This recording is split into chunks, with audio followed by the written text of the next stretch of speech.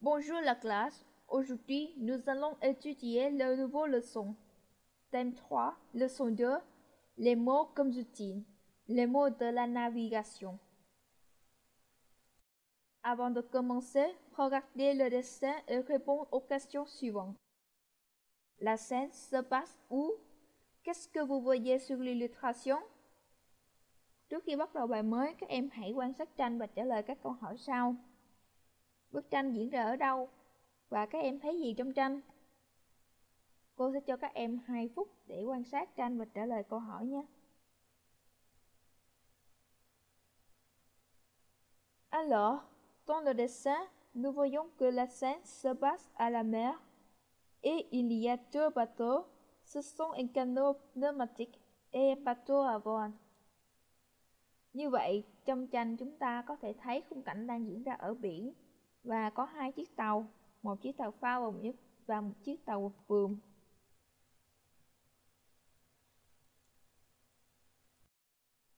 Ensuite, on passe au contenu du texte.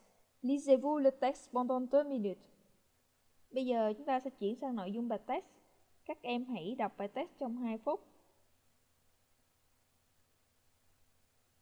Je vous donne le vocabulaire du texte. Cô cho các em bản từ vựng của bài text ngày hôm nay.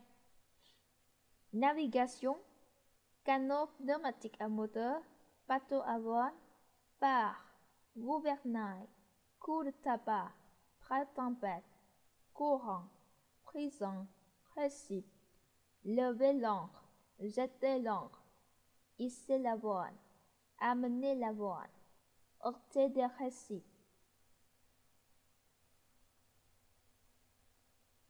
Tiếp theo, để đọc hiểu sâu bài text, chúng ta sẽ chuyển sang phần câu hỏi của Joseph. Question numéro 1. Sur quoi navire le médecin? Comment fonctionne ce bateau? En connais-tu d'autres? Vị thầy thuốc này đã đi bằng loại tàu gì? Tàu vận hành như thế nào?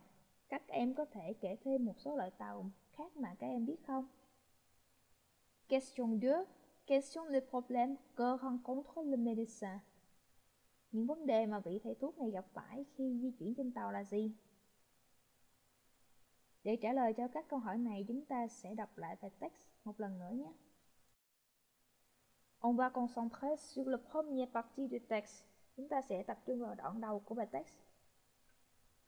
Un jeune médecin fait une expérience de navigation avec un canot pneumatique à moteur et se dirige avec la barre qui actionne le gouvernail. Il va subir des coups de tabac, prêt-tempête et des courants qui le feront dériver. Mais il réussit à aborder sur une plage en bassin entre Recife et Prison. Một vị thầy thuốc trẻ trải nghiệm chuyến đi hải trình trên một chiếc tàu phao chạy máy. Để thực hiện chuyến đi, anh ta phải vượt qua những cơn bão ngắn và những dòng chảy ở biển. Nhưng cuối cùng, anh ta đã thành công cập bến trên một bờ biển và vượt qua những dãy đá ngầm nguy hiểm. Alors, après comprendre le contenu du texte, nous avons les réponses suivantes. Như vậy, chúng ta sẽ có các câu trả lời như sau. Le médecin navigue sur un canot pneumatique qui fonctionne avec un moteur. Vị thầy thuốc này đã dùng một chiếc tàu phao chạy máy để di chuyển. Ngoài ra, các em có thể nêu thêm một số loại tàu mà các em biết không? Cô sẽ cho các em một số ví dụ nhé. On peut citer ici les bateaux à voile qui fonctionnent avec le vent. Il y a aussi des gros navires qui fonctionnent avec le moteur diesel. Chúng ta còn có những chiếc tàu buồm chạy bằng sức gió hoặc những chiếc tàu thủy chạy bằng động cơ dầu. Quels sont les problèmes que rencontre le médecin?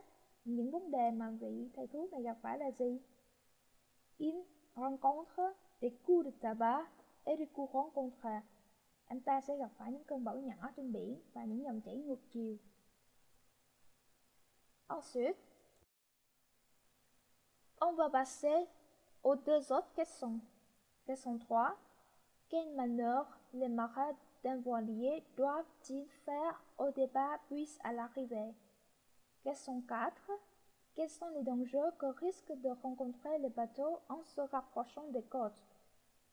Có nghĩa là những thao tác nào mà các thủy thủ trên một chiếc tàu buồm phải thực hiện khi khởi hành và khi cập bến? Câu số 4. Những nguy hiểm nào mà các con tàu gặp phải khi chuẩn bị cập bờ? Afin de répondre à ces deux questions, on doit relire la deuxième partie du texte. Để trả lời cho các câu hỏi này, chúng ta phải đọc lại đoạn 2 của bài text. À bord d'un grand voilier, au contraire, de nombreux marins s'activent sur le pont. Au départ, après avoir levé l'ancre, il doit hisser la voile, puis navire en se servant du vent pendant que le pilote barre. À l'arrivée, il faut amener les voiles et chercher un endroit pour y mouiller en jetant l'ancre. Alors, nous avons le réponse de la question 3 suivante. Au départ, il doit lever l'ancre puis hisser la voile. Khi khởi hành, họ phải kéo neo lên và giăng buồm. À l'arrivée, il faut amener les voiles et chercher un endroit pour y mouiller en jetant l'ancre. Khi cập bến, họ phải kéo buồm lên và tìm một nơi để thả neo. Quels sont les dangers que risque de rencontrer les bateaux en se rapprochant des côtes? Những nguy hiểm mà các con tàu có thể gặp phải là gì? Đó chính là il risque de heurter des récifs ou des prisons. Họ có thể bị đâm vào đá ngầm. Alors, après étudier le texte, nous avons certains nouveaux mots de navigation. Sau khi nghiên cứu bài text, chúng ta đã có trong tay một số từ vựng về hải trình rồi. Ensuite, nous allons enrichir notre vocab par deux parties. Tiếp theo chúng ta sẽ làm giàu thêm phần từ vựng của mình bằng cách chuyển sang phần 2. Je retiens. Vous désignez les bateaux. Từ dùng để nói về các loại tàu khác nhau. Nous avons les mots suivants. Chúng ta có các từ sau. Un navire, un barco, un transatlantique, un cargo, un porte-conteneur, un voilier, une caravane, une barque, une embarcation, un canot.